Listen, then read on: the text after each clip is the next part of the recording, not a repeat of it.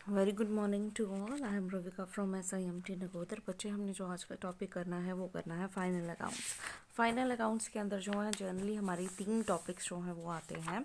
अगर हम final accounts की बात करते हैं, फाइनल अकाउंट्स के अंदर जो है वो trading account, profit and loss account और उसके बाद जो है बैलेंस शीट जो है वो पाई जाती है।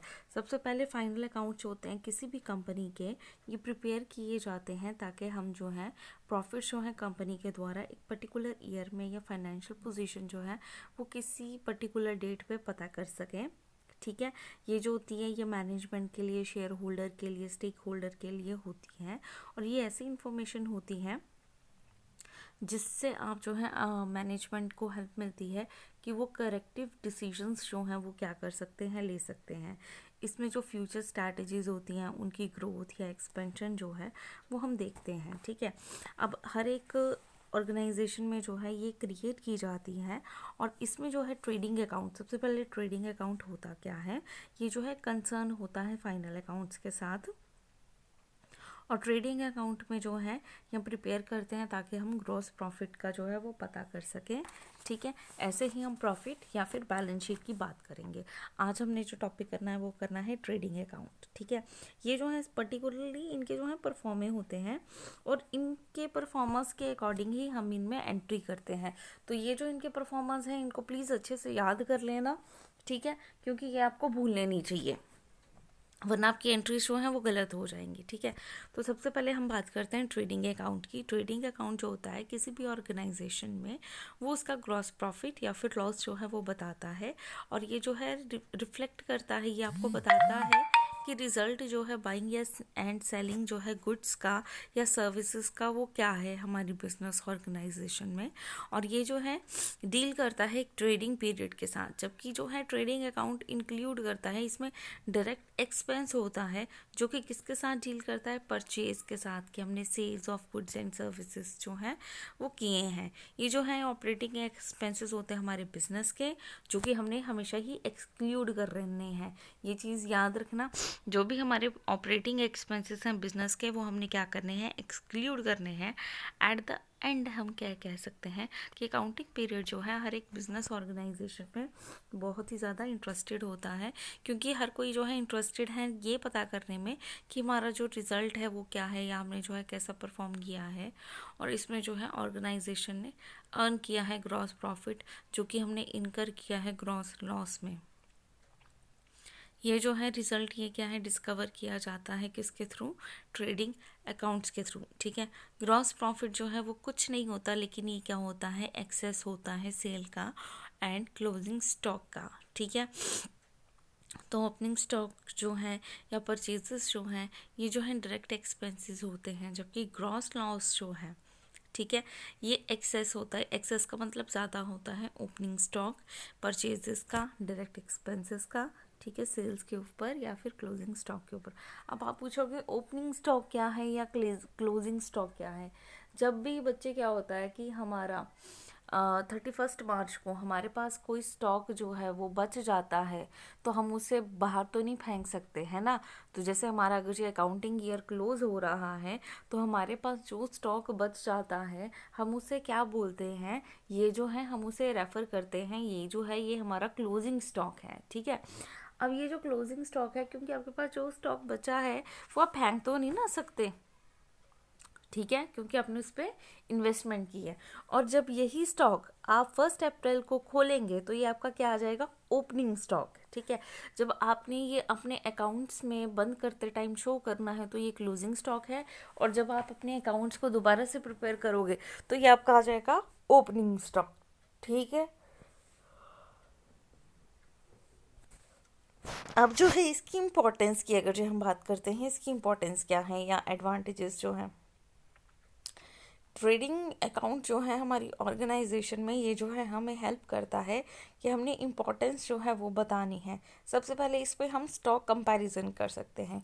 ट्रेडिंग अकाउंट जो है हमारे ऑर्गेनाइजेशन में, ये हमें एनेबल करता है या मैनेजमेंट को कि हम कंपेयर करेंगे अपने स्टॉक को जो कि हमारे करंट ईयर का है किसके साथ, प्रीवियस ईयर के साथ। और अगर चाहे हमें कंडीशंस लगती हैं, मैनेजमेंट जो है वो कुछ ऐसे रीजंस देंगी जिसमें हमें नेसेसरी करेक्टिव एक्शंस जो हैं वो लेने पड़ेंगे, और ये जो है हमें इनिशिएट करेगी कि हमारा पार्ट जो है कि हम अपनी पोजीशंस को कैसे जो है वो रेक्टिफाई कर सकते हैं। ठीक है, नेक्स्ट जो है वो परसेंटेज जो है परचेज की डायरेक्ट कॉस्ट पे, जो फिगर्स हैं परसेंटेज की परचेज ऑन डायरेक्ट कॉस्ट जो है ये हमें क्या करेंगे, ये हमें फैसिलिटीज़ देंगे कि हमारी जो बिजनेस ऑर्गेनाइजेशन है ये हमें प्रिपेयर करके देगी टेंडर्स, और ये जो है इसे हम इजीली जो है पता करेंगे, और इसमें जो है ट्रेडिंग अकाउंट हम लेकर चलेंगे। डायरेक्ट कॉस्ट के ऊपर, डायरेक्ट कॉस्ट होती है जो कि आपको डायरेक्टली उस चीज़ को करने पे पड़ रही है। ठीक है, next percentage of profit on cost of goods sold. अब बोलते जो परसेंटेज है profit on cost of goods sold, ये भी एक इम्पॉर्टेंट होता है बिजनेस ऑर्गेनाइजेशन के लिए। इसमें जो है हम स्ट्रैटेजिक फ्यूचर प्लानिंग जो है वो करते हैं। अब ये जो परसेंटेज है ये जो है हम बिना किसी डिफ़िकल्टी के ट्रेडिंग अकाउंट के साथ जो है वो करते हैं। Percentage of total profit on total expenses. अब बोलते हैं ये जो परसेंटेज है ये इंडिकेटर होता है, और इसमें जो है इंक्रीजिंग या डिक्रीजिंग ट्रेंड जो है एक्सपेंसेस के या फिर हमारी बिजनेस ऑर्गेनाइजेशन के वो आते हैं। अब इंक्रीजिंग ट्रेंड जो है परसेंटेज का या प्रॉफिट जो है टोटल एक्सपेंसेस के, ये जो होते हैं ये एक अच्छा साइन जो है वो हमारी बिजनेस की प्रॉस्पेरिटी का बताते हैं कि हमारा बिजनेस जो है वो बहुत अच्छा है, और ये जो है हम इजीली पता कर सकते हैं, और इसे हम क्या बोल देते हैं, ट्रेडिंग अकाउंट। अब देखिए ये जो है profit, percentage of profit on sale. अब बोलते जो परसेंटेज होती है प्रॉफिट ऑन सेल की, ठीक है, ये भी हम कैलकुलेट कर सकते हैं ट्रेडिंग अकाउंट से, जो भी हमारे ऑर्गेनाइजेशन का होता है, और ये जो है हेल्पफुल होता है आपको पता करने में कि ट्रेंड जो है हमारे बिजनेस का वो कैसा चल रहा है। अगर जो हमारे पास इंक्रीजिंग ट्रेंड है तो ये जो परसेंटेज की रिफ्लेक्शन है ये पॉजिटिव बिजनेस ग्रोथ में जो है होगी। अब हम परफॉर्मेंस की बात करते हैं। देखिए इसमें जो है एक डेबिट साइड है, एक जो है वो क्या है, क्रेडिट साइड है। ठीक है, अब इसमें देखिए जब भी हमने कोई भी परफॉर्मा बनाना है वो trading account for the accounting period ended.